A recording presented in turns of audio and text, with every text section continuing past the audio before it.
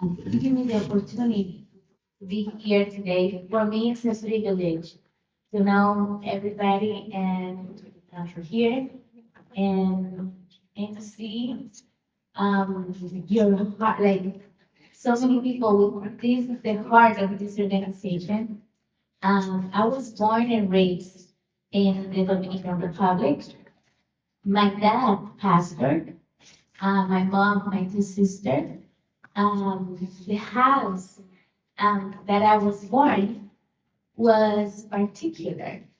That house, um, uh, it was stronger. The material was a little stronger than cardboard.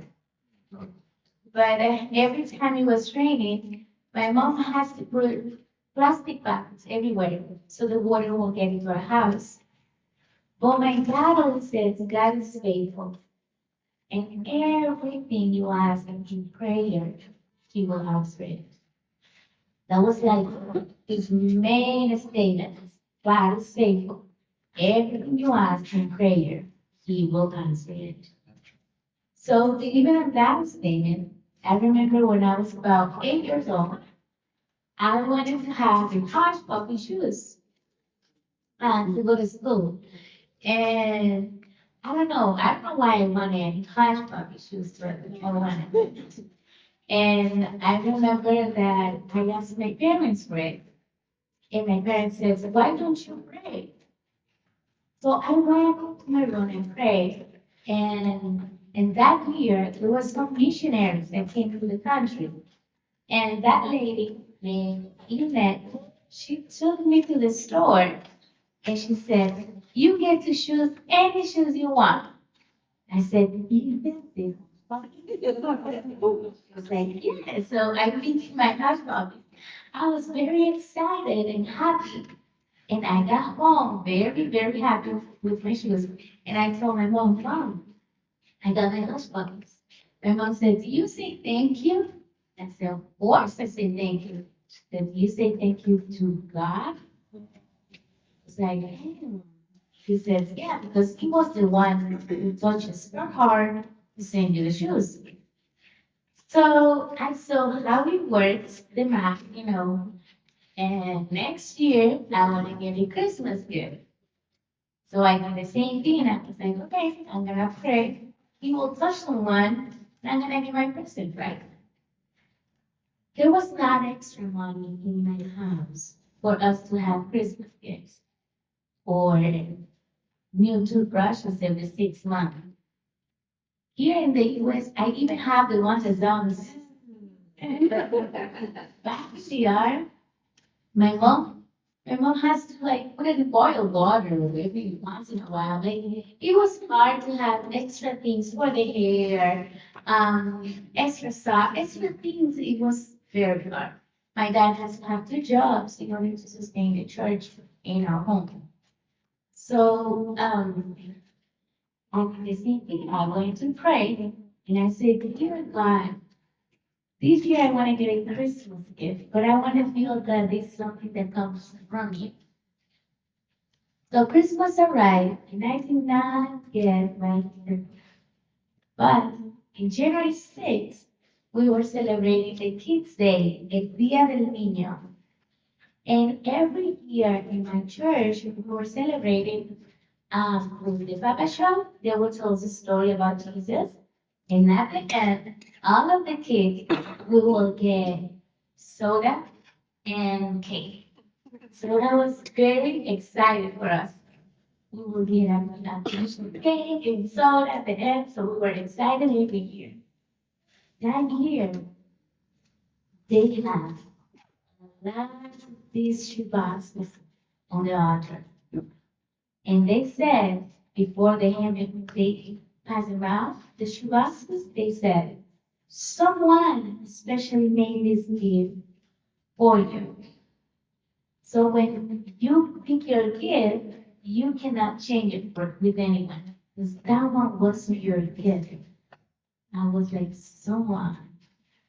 Who's that someone? I was very excited when I opened mine. There was so many beautiful things. Things for the hair, notebook, a lot of things. But the most important act that I still have until today was the two pictures and the letter. This is a copy. My original is at home. So in the first picture, she put briefly mom and dad. In the second one, she put briefly Austin and Braden, siblings. Then she wrote this beautiful letter. By any chance, anybody knows any briefly Austin and Braden? And she wrote this letter for me. And I did not understand a word except love. I did not speak the language back then. Hopefully, I'm speaking today if you understand the word. But I did not speak English back then when I got my box. But I feel the love of God. I feel that God answered my prayer with this gift. But as a pastor daughter, I was very excited. I have a beautiful family. We were working in the ministry every day in church except Mondays. It was very good. Life was good, right? And you feel like God has everything under control, nothing bad that's gonna happen, right? But things change.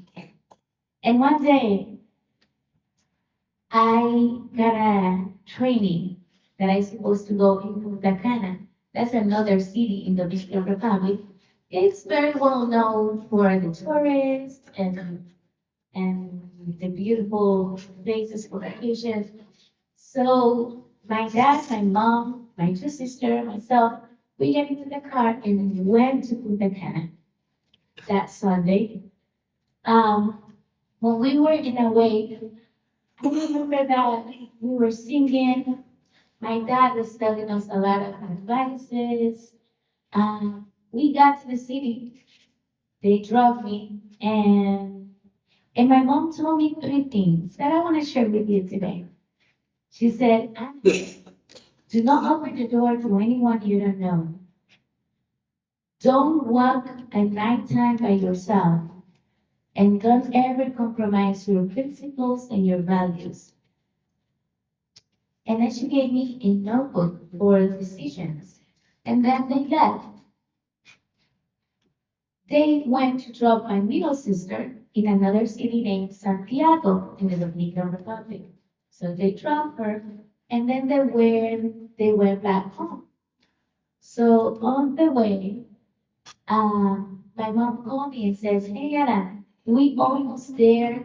Tomorrow's gonna be a long day, so get some rest." A few seconds after, I got a phone call.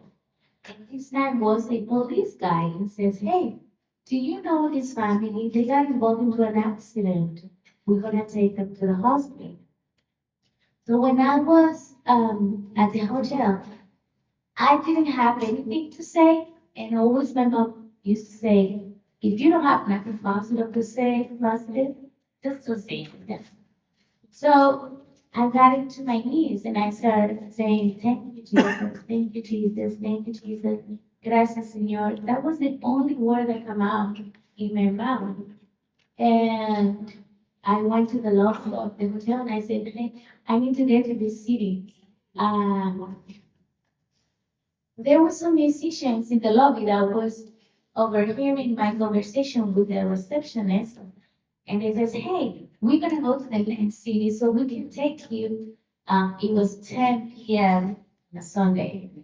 And I was like, "Okay." So I went with them. Then I went to another bus. And then the next morning, I was already in the city. And my uncle picked me up. And it was a very quiet in the car. And I saw that we passed the hospital. And then I received a phone call from my uncle's phone call, my uncle's cell phone. She put it on the phone, and it was my aunt from here, from the United States. And she said, "Anna, they are not taking you to the hospital. They are taking you to the funeral home because the three of them have died." So When I heard that, um, as a teenager, I took the phone. I remember throwing the phone in the car, saying, "This is not happening." And when I get up from the car to the funeral home, I was facing that reality. And I couldn't believe it. The first thing that came out of my mouth in my mind was like, where is Jesus? And and I saw the three of them. And I didn't want to leave that reality. I don't know what I'm gonna do. I haven't finished college. Um, I haven't been married. I don't know who's gonna be there for me. And and I went to the psychology. So me and my sister, well, I went to psychology and I couldn't talk. I normally talk a lot, but I couldn't talk. And the psychology gave me a notebook. So he will be asking me questions and I will be writing answers. Like he was also a pastor. So he will be asking me like things like what you remember when you were little, what you remember about Christmas, what you remember about your family. So and I will be writing and writing what happened that week, what you remember, what advices they say something. So I, because it was so fresh, I was writing and writing and writing. After years that I was reading all these pages, what I really see on those pages was God's fruitfulness. Because I got mad at God, like in a good way, because I was telling him, hey, now you're going to be my father. Now you're going to provide for me. Now you're going to be my mom. Now you're going to pay for my school. How are you going to do it? But now it's your problem. I was writing like that. And probably Jesus was looking at me and saying, I have done that my whole life. Like my whole life, he has done that. And he became my everything. And he reminds me, when you were a little girl, remember that you asked for a Christmas gift? I gave it to you. So I will continue to provide. You remember the hush puppies? Your daddy and mom didn't buy it for you. I bought it for you. So he started showing me his love. So my mom's sister adopted me. And that's how me and my sister ended up here in the US. In Seattle, all the way in Seattle. Beautiful state, just in a bad location. It's too far. So from my job, one day, I saw for the very first time after I received my shoebox, a Christmas tree made out of shoeboxes. And when I saw that, I started walking and I said, I found Britney. In my mind, Britney was the one who sent all the boxes that day, and she was like the CEO of this organization. So I started walking and I said, who is behind all this? And they told me, it's so many people, honey. And they sat me down and they were like, because I was crying so much. Because the first thing I did when I flew to the US was to take my picture and my letter. I was like, it's English. She maybe lives in the US. I'm gonna find her somewhere and I'll say, hey, baby. You know, but US was too big. It's too big. So I said, I want to be part of this. And they told me, when you pack the shoebox at home, you pray. When that shoebox goes to a when that shoebox goes to a drop-off location, they also pray. Then when it goes to a processing center, they also pray. Then when it flies overseas, they also pray. So I count like more than 5 prayers. And I said, okay, if each prayer is for 20 years, I think I'm covered for like 100 years right now. Because the children only receive one shoebox their lifetime. So I believe that the prayer follows the child for a lifetime. That's what I believe. And sometimes I feel like Brittany and her family pray over my life and they probably said, Jesus, if she ever faced really hard moments, don't let her lose her faith. I think she made a prayer like this. And maybe at the processing center, there was an old lady there that was about to touch my boss and said, God gave her a cute husband. Does that happen? So I don't know all these prayers that my shoebox received that day that I got it. But I feel that God is following me with those prayers. And maybe I will never be Britney, but I have met so many Britneys representing her wherever I go. And today I get very excited to say thank you.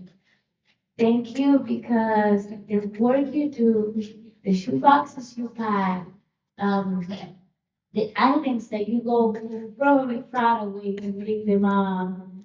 Sometimes you are late doing stuff for this ministry and nobody sees it.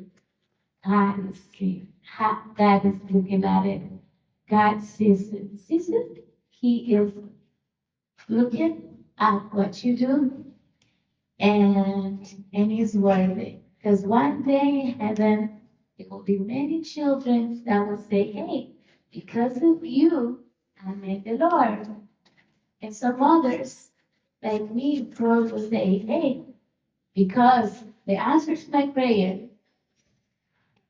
that became a reminder of God's faithfulness to me. And without that, I won't be here telling you the story after I lost my whole family. I probably would be like in the street right now, or I don't know what I would be doing with my life. But this was a reminder of that faithfulness. And and there's children right now in different parts of the world that are crying out and saying, give us a sign that you exist. And this is could be the answer.